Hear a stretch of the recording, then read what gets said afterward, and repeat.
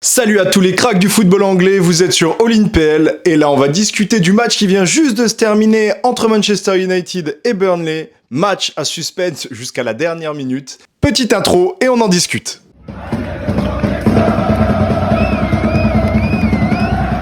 Finalement, par rapport à mes prédictions de la dernière fois, match hyper plaisant à regarder, il y en avait de tous les côtés, ça a attaqué autant Burnley que Manchester United, les deux vraiment ont mis un jeu en place vraiment spectaculaire. Il y a eu beaucoup d'actions sur coup de pied arrêté qui ont été dangereuses, mais également beaucoup d'actions surtout de la part de United dans le jeu. Donc gros début de match de Mbeumo notamment, qui a participé énormément à toutes les actions quasiment dangereuses de United. Il a notamment amené deux énormes frappes avec un service de Bruno Fernandes magnifique, mais des arrêts de Dubravka incroyables. Le gardien a été top, il a fait vraiment beaucoup d'arrêts importants pour son équipe, même s'il s'est pris au final 3 buts. Il a vraiment empêché la plupart des grosses occasions de rentrée. Et au bout de la 18e minute de match, grosse faute sur Mount de Kyle Walker, qui en fait loupe un renvoi, Mount contre et dans son dos part dans le dos de Kyle Walker. Kyle Walker revient, l'attrape par le maillot, passe à côté de Mount et semble le bousculer dans la surface de réparation. En tout cas, la première impression, c'est un penalty. Et après, en visionnant la VAR, on voit en fait que la faute est faite avant. Donc il y a bel et bien faute de Kyle Walker, qui vient poser la main sur l'épaule de Mount pour venir passer devant. Mais le moment où la faute a lieu, c'est avant que Mount pose le pied dans la surface. Effectivement, il chute au moment où il rentre dans la surface, où il pose en tout cas un orteil dans la surface. Mais c'est pas suffisant à ce moment-là pour siffler faute parce que il y a également Mount qui tient Kyle Walker au maillot. Donc c'est normal que le penalty soit pas sifflé. Suite à ça, très rapidement, coup de pied arrêté pour United et Casemiro qui vient poser une énorme tête qui tape la barre transversale, rebondit sur un défenseur de Burnley et finit dans les cages. Malgré ça, Dubravka a failli sortir le ballon. On a vraiment cru qu'il avait réussi à sortir le ballon, mais finalement la goal line technology a confirmé le but. Encore une fois, joueur de United qui ne marque pas, et c'est un but encore une fois contre son camp. Donc déjà en 3 matchs, 2 buts contre leur camp des adversaires de United, sur les 2 seuls buts que United met à ce moment-là. Et on se dit, allez c'est parti, le match va tourner en faveur de United, et là, blessure de Cunha. Ah putain.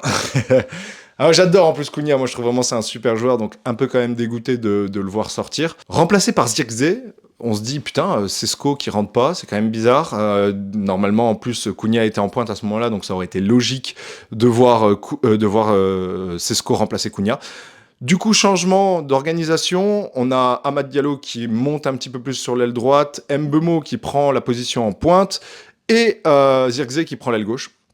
Un petit changement de système au milieu du match, mais bon, ça se passe plutôt bien. United continue à dérouler un petit peu.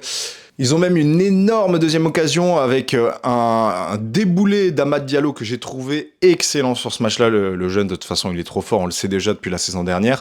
Et là, superbe tacle de Hartmann. Vraiment, il a fait une sortie. Alors, les 2 pieds en avant, il a vraiment de la chance de choper le ballon, parce que s'il ne la chope pas, là, il y a penalty sans faute.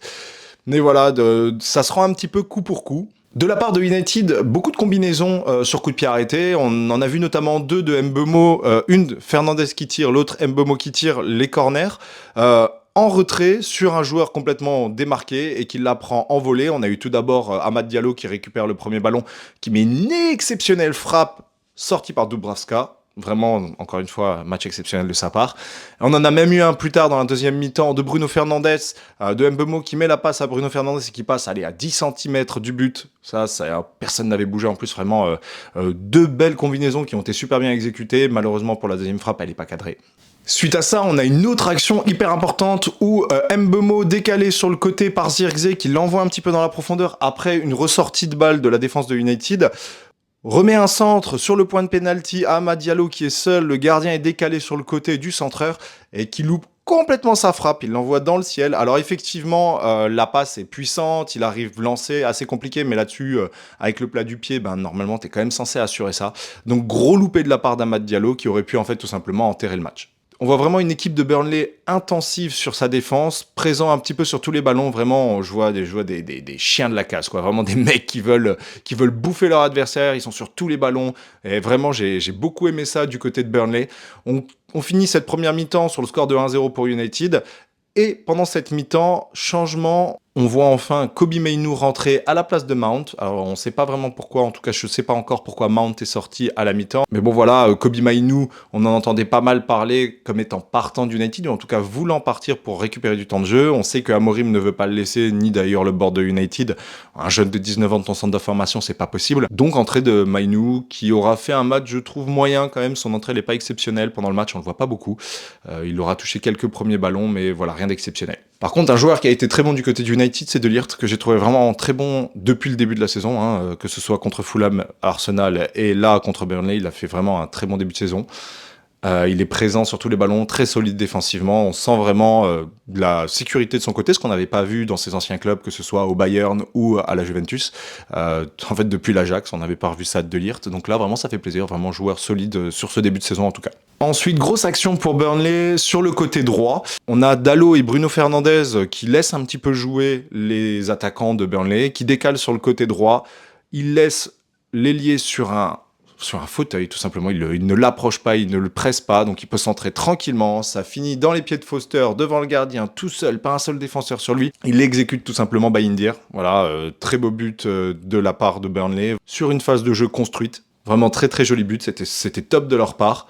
Puis, dans la foulée, juste après ce but-là, Dalot qui se propose, qui récupère un ballon haut sur le terrain du côté de Burnley, qui décale Mbeumo tout seul à ce moment-là. Il n'a plus qu'à terminer l'occasion dans un but quasiment vide. Il y a les deux défenseurs devant lui, mais bon voilà, plat du pied, c'est rentré tout de suite. Parce que dans la foulée, Burnley contre-attaque, grosse percée de la part de Foster qui fait un appel juste exceptionnel entre les défenseurs de United, à qui on envoie une passe magnifique dans la profondeur et lui prend l'espace, se décale parfaitement, dribble Bayindir et finit dans le but, finalement refusé pour hors-jeu. Ensuite, la VAR nous montre un petit peu l'image du soi-disant hors-jeu de Foster. J'ai pas compris. En fait, il est pas hors-jeu, parce qu'on voit sur l'image tout simplement la position de Dalot, qui le couvre. On voit l'épaule de Dalot et le sorte de mur transparent qui est censé signifier la position de hors-jeu. En tout cas, Foster, tout simplement, ne dépasse pas cette ligne. Il n'y a que son bras qui dépasse, mais le bras n'est pas comptabilisé comme faisant partie du hors-jeu. C'est l'épaule, le genou, la hanche ou les pieds. Donc, j'ai pas compris. Donc, grossière erreur de la VAR, grossière erreur tout simplement, encore une fois, du bord d'arbitrage. Ça commence à faire beaucoup sur ce début de saison. D'ailleurs, on devrait parler du match de Chelsea qui a été une catastrophe.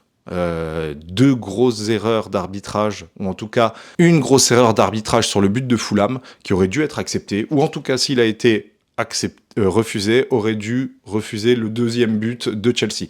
Bon. On va pas revenir sur l'arbitrage, on sait que depuis ce début de saison, il y a pas mal d'erreurs qui sont faites, mais voilà. Et là, touche pour Burnley, on voit que depuis le début du match, ils fournissent donc les touches à Kyle Walker qui fait uniquement des touches longues dans la surface, on voit que c'est excessivement utilisé en ce moment. Grosse touche vers le premier poteau, déviation d'un des attaquants de Burnley qui est remise tout simplement dans le paquet. Assez confus comme action, il y a une frappe qui part, Bayindir réussit à l'arrêter, mais en l'arrêtant, il replaque le ballon vers le sol, ça rebondit dans les pieds d'un attaquant adverse et but. Il aurait... Alors, j'ai entendu les commentateurs dire qu'il aurait pu essayer de le renvoyer différemment. Elle est assez compliquée, c'est quand même assez confus comme situation. L'envoyer sur le côté, l'envoyer devant, on voit qu'il essaye de la rabattre en tout cas. Elle rebondit sur ses genoux, malheureusement pour lui, elle finit dans les pieds d'un attaquant. Mais j'ai trouvé la défense de United... inexistante, en fait, tout simplement, elle n'a pas bougé, ils étaient tous je sais pas ce qu'ils foutaient, ils dormaient, mais en tout cas, il n'y a pas eu un seul mouvement de leur part, on a juste vu les attaquants de Burnley se battre pour récupérer le ballon, donc 2-2 à ce moment-là, et là, on se dit juste, c'est pas possible, voilà, c'est pas possible, United est maudit, Amorim, c'est son dernier match, ça va se terminer comme ça. Et non, 96e minute, sans aucune raison, il y a un défenseur de Burnley qui saisit le maillot d'Amad Diallo, qui s'effondre dans la surface. Faute bête, mais bête, qui aurait jamais dû être faite. En tout cas, United a le droit à un penalty dans ces dernières minutes. Bruno Fernandes, qui suite à son penalty raté déjà la première fois contre Fulham, reprend ses responsabilités. Cette fois, il n'est pas bousculé par l'arbitre. Gros sang-froid, côté opposé au gardien, voilà, but. Ça se termine là-dessus. Alors, il y a quand même le temps additionnel est quand même prolongé parce que en fait, la prise en charge du penalty a mis du temps. Mais United s'en sort. Enfin, Bon, finalement, ma prévision comme quoi ce match serait ennuyeux était totalement fausse. C'était un super match. Des deux côtés, on a vu des actions. J'ai vu une équipe de Burnley impressionnante. Je trouve qu'elle va poser de problème à beaucoup de grosses équipes cette saison. Mais voilà, United a enfin retrouvé la direction des filets. Ils ont marqué un but dans le jeu, un but sur coup de pied arrêté et un penalty. On va dire qu'aujourd'hui, ils ont un petit peu tout fait. Et donc voilà pour ce débrief. J'ai trouvé vraiment ce match très intéressant. C'était un plaisir de vous le commenter. En tout cas, on se retrouve pour de prochains matchs. Salut les cracks!